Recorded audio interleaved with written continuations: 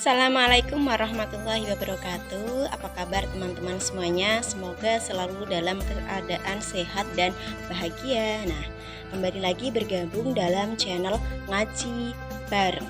Nah, pada pertemuan kali ini kita akan membahas suatu keadaan di mana kita dihadapkan menjadi seorang imam dengan para makmum yang masih belum balik atau anak-anak kecil. Kita tahu sendiri ya, anak kecil kalau sholat itu kan terkadang masih suka bercanda atau bahkan niat maupun bacaannya itu belum hafal semua. Nah, masalah ini akan kita bahas lebih lanjut pada pertemuan kali ini. Oleh karena itu, tetap di sini dan jangan kemana-mana. Kita simak video selengkapnya.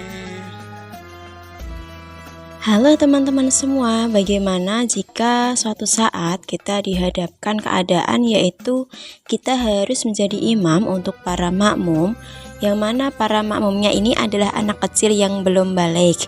Dimana kita tahu sendiri ya, biasanya kan kalau anak kecil yang belum balik itu terkadang sholatnya sambil bercanda atau mungkin belum hafal semua sebagian dari bacaan di dalam sholat. Penjelasan ini bisa kita mulai dengan menyentuh sumber dari kitab Fathul Mu'in karangan Ahmad bin Abdul Aziz bin Zainuddin bin Ali bin Ahmad al-Mabari al-Malibari al-Hindi. Pada bab sholat menerangkan bahwa hukum sholat bagi anak kecil yang belum balik adalah belum wajib. Kemudian seorang mukmin yang ingin melaksanakan sholat itu hendak melakukan ibadah, maka harus membersihkan diri dari hadas, termasuk juga anak yang belum balik memiliki taklif atau beban untuk bersuci sebelum melaksanakan sholat. Karena pada dasarnya anak kecil itu dihukumi maslubul ibaroh atau ucapannya tidak dianggap, mau meniat menghilangkan hadas bagaimana jika memang nyatanya dia masih menanggung hadas. Nah, walaupun seperti itu, dia wajib melaksanakan wudhu sebelum melaksanakan sholat.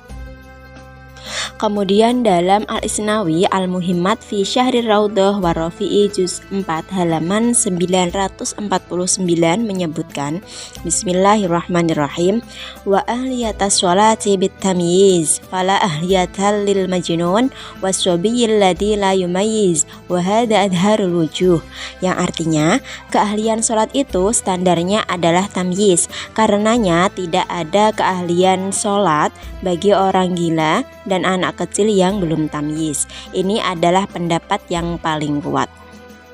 Nah, dari ini kita bahas mengenai sholatul tamyiz, yaitu sholatnya anak-anak yang sudah tahu tentang hal baik dan buruk.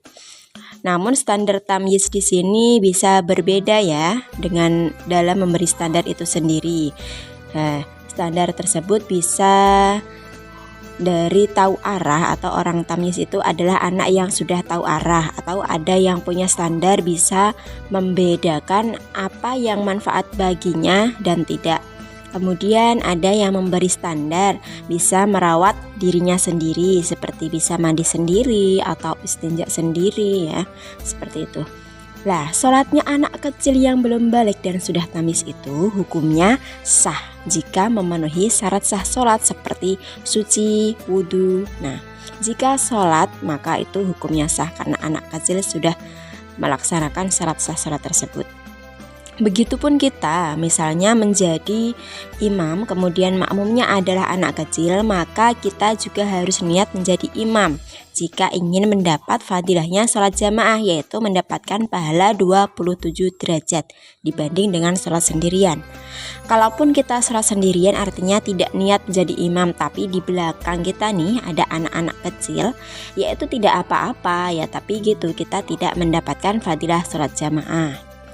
Nah, pada intinya di sini jadi meskipun makmum kita anak-anak kecil semua, itu tetap kita mendapatkan pahala jamaah jika memang niat sholat kita itu yaitu niat sholat berjamaah.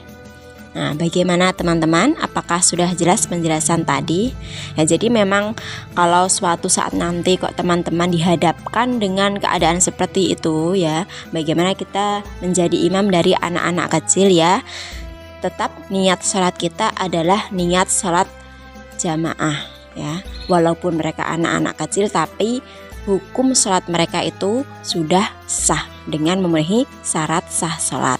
Seperti itu ya. Demikian perjumpaan kita kali ini. Semoga bermanfaat ya ilmunya, dan sampai jumpa di video-video selanjutnya. Jangan lupa tetap ikuti channel Ngaji Bareng. Wassalamualaikum warahmatullahi wabarakatuh.